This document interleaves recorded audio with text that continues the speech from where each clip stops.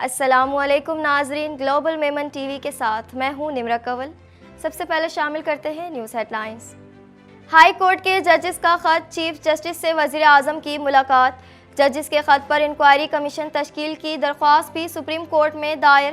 Pakistan bar council کی بھی 5 April کو ایگزیکٹو کمیٹی کا اہم اجلاس طلب۔ بشام واقعے کی مکمل تحقیقات کی جا رہی ہیں۔ ترجمان دفتر خارجہ کا کہنا ہے کہ پاکستان اور چین شانگلہ حملے کی تحقیقات سے متعلق رابطے میں ہیں۔ پاکستان میں چینی باشندوں کی سیکیورٹی ہر صورت ممکن بنائیں گے، جس کے پاس جتنا مینڈیٹ ہو اتنے ہی اختیارات ہوں۔ خالد مقبول صدیقی کا کہنا ہے کہ 2018 کے مقابلے میں ہماری دگنی سیٹیں ہیں۔ اندرون سندھ بڑے پیمانے پر پیپلز پارٹی یک طرفہ نتائج لائی۔ اسٹاک ایکسچینج 100 انڈیکس ملکی تاریخ کی نئی بلند ترین سطح پر پہنچ گیا۔ پہلی بار 67,000 پوائنٹس کی سطح عبور۔ 100 انڈیکس بڑھ کر 67,165 پوائنٹس کی سطح پر آ گیا۔ بلوچستان، بارشیں برسانے والا نیا سسٹم داخل۔ کوئٹہ سمیت مختلف علاقوں میں موسلا دھار بارش۔ شہر قائد کراچی میں ہلکے بادلوں اور مرطوب ہوا کا راج۔ ہیڈ لائنز آپ نے جانی، اور اب خبریں تفصیل کے ساتھ۔ پاکستان بھر میں نمائندگان کا وسیع نیٹ ورک، ہر خبر جاننے کے لیے دیکھتے رہیے TNN TV۔ Islamic Finance TV, the only TV channel of the fastest growing Islamic economy in the world and the prime mover of Islamic finance news. Follow us on our social media handles and watch our reports and educational program at www.islamicfinancetv.com. For advertisement, please contact us at islamicfinancetv@gmail.com.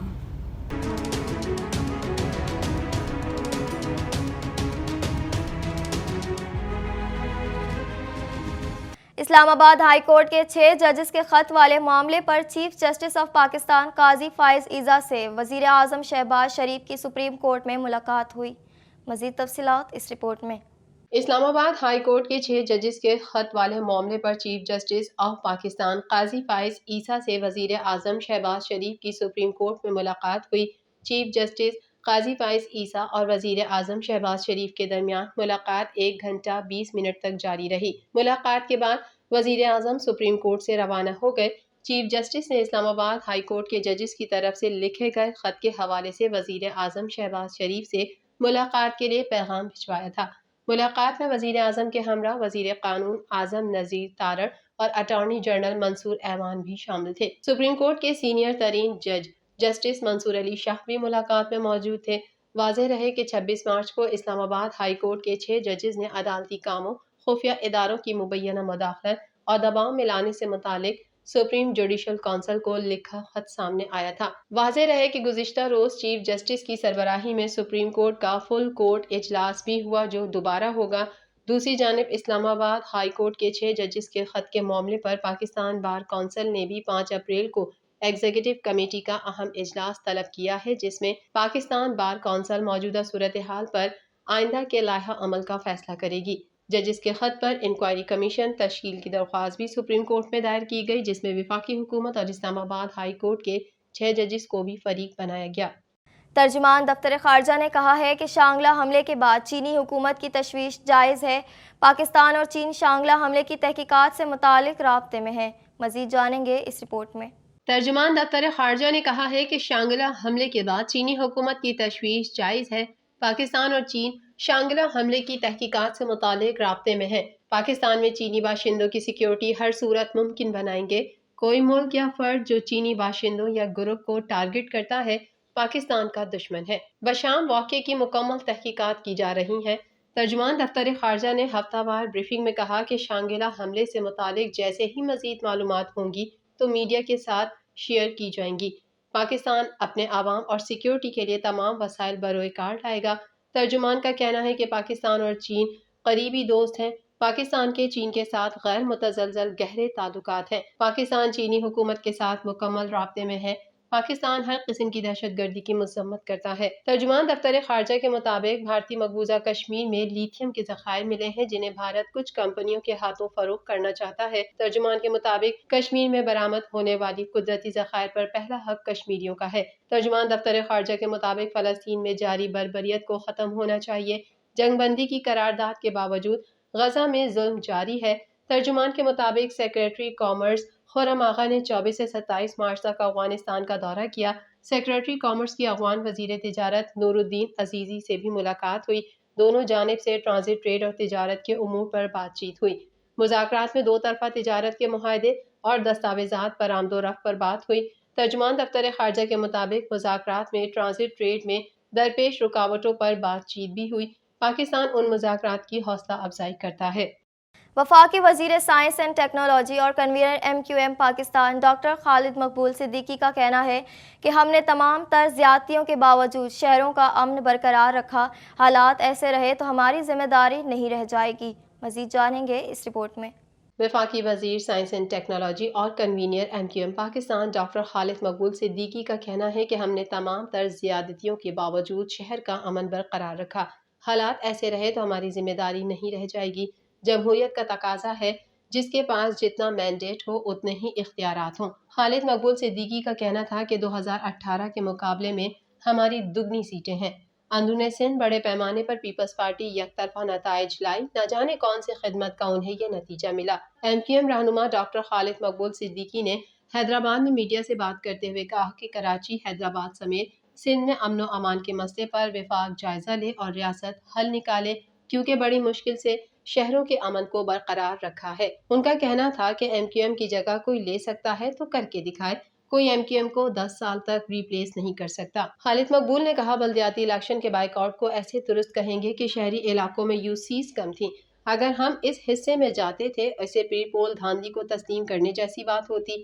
خالد مقبول نے Dubai میں MQM رہنماؤں کی ملاقات کے سوال پر جواب دیتے ہوئے کہا کہ 23 مارچ تھا، لگتا ہے افطار پارٹی تھی، آپس میں ملے ہوں گے۔ خالد مقبول نے مزید کہا کہ پاکستان کو انصاف کے ذریعے ہی جوڑ کر رکھنا ممکن ہے۔ مینڈیٹ واپس ہوا ہے، اختیار بھی واپس ہو جائے گا۔ پاکستان اسٹاک ایکسچینج میں 617 پوائنٹس کی تیزی آ گئی، جس کے نتیجے میں ملکی تاریخ میں پہلی بار انڈیکس نے 67,000 پوائنٹس کی بلند ترین نفسیاتی سطح بھی عبور کر لی۔ مزید جانیں گے اس رپورٹ میں۔ پاکستان اسٹاک ایکسچینج میں 617 پوائنٹس کی تیزی آ گئی، جس کے نتیجے میں ملکی تاریخ میں پہلی بار انڈیکس نے 67,000 پوائنٹس کی بلند ترین نفسیاتی سطح بھی عبور کر لی اور 100 انڈیکس بڑھ کر 67,165 پوائنٹس کی سطح پر آ گیا۔ قومی اداروں کی تیز رفتار نجکاری۔ PIA کی نجکاری سے $300 ملین کی آمدنی حاصل کرنے کے منصوبے سے پاکستان اسٹاک ایکسچینج تاریخ کی بلند ترین سطح پر پہنچ گیا۔ پاکستان میں المشرق سمیت دیگر غیر ملکی بینکوں کی سرمایہ کاری دلچسپی، PTCL اور ٹیلی نار کے درمیان انضمام اور SIFC کے توسط سے آئل اینڈ گیس سیکٹر میں بڑی نوعیت کی غیر ملکی سرمایہ کاری کی توقعات کے باعث کاروباری دورانیے میں تیزی ہے۔ یاد رہے کہ گزشتہ روز انڈیکس نے 66,500 پوائنٹس کی نفسیاتی سطح عبور کی تھی، جبکہ دسمبر 2023 میں 100 انڈیکس 66,426 پوائنٹس کی سطح پر بند ہوا تھا۔ بلوچستان میں بارشیں برسانے والا مغربی ہواؤں کا سسٹم داخل ہو گیا۔ کوئٹہ سمیت مختلف علاقوں میں موسلا دھار بارش سے جل تھل ایک ہو گیا۔ مزید تفصیلات اس رپورٹ میں۔ شہر قائد کراچی میں ہلکے بادلوں اور مرطوب ہوا کا راج ہے، جبکہ دن بھر موسم گرم رہنے کا امکان ظاہر کیا گیا ہے۔ محکمہ موسمیات کے مطابق آج صبح کم سے کم درجہ حرارت 24 ڈگری سینٹی گریڈ ریکارڈ ہوا، جبکہ شہر قائد کا موجودہ درجہ حرارت 29 ڈگری سینٹی گریڈ ہے اور آج زیادہ سے زیادہ درجہ حرارت 36 ڈگری سینٹی گریڈ تک جانے کا امکان ہے۔ موسم کا احوال بتانے والوں نے کہا کہ ہوا میں نمی کا تناسب 73% ریکارڈ کیا گیا ہے، جبکہ مغربی سسٹم کے تحت آج جیکب آباد، قمبر شہداد کوٹ، شکارپور، خیرپور، سکھر، گھوٹکی، کشمور اور دادو میں گرج چمک اور تیز ہواؤں کے ساتھ بارش بھی ہو سکتی ہے۔ بلوچستان میں بارشیں برسانے والا مغربی ہواؤں کا سسٹم داخل ہو گیا۔ کوئٹہ سمیت مختلف علاقوں میں موسلا دھار بارش سے جل تھل ایک ہو گیا۔ محکمہ موسمیات نے جمعرات کو صوبے کے 16 اضلاع میں مزید بارشوں کی پیش گوئی کی ہے۔ محکمہ موسمیات کے مطابق مغرب کی جانب سے بارشیں برسانے والا سلسلہ بدھ کو بلوچستان میں داخل ہو گیا، جس کی وجہ سے ڑوب، شیرانی، بارکھان، موسیٰ خیل، سبی، زیارت، کوئٹہ، چمن، پشین، قلعہ عبداللہ، قلعہ سیف اللہ، قلات اور خزدار میں تیز ہواؤں، آندھی اور گرج چمک کے ساتھ موسلا دھار بارش کا سلسلہ جاری رہا۔ بارش کے بعد نشیبی علاقے زیر آب آ گئے۔ محکمہ موسمیات کے مطابق آئندہ 24 گھنٹوں کے دوران روب، شیرانی، بارکھان، موسی خیل، کوہلو، سبی، جھل مکسی، لورالائی، زیارت، کوئٹہ، چمن، پشین، قلعہ عبداللہ، قلعہ سیف اللہ، قلات اور خزدار میں تیز ہواؤں، آندھی اور گرج چمک کے ساتھ بارش کا امکان ہے، تاہم صوبے کے دیگر اضلاع میں مطلع ابر آلود رہے گا۔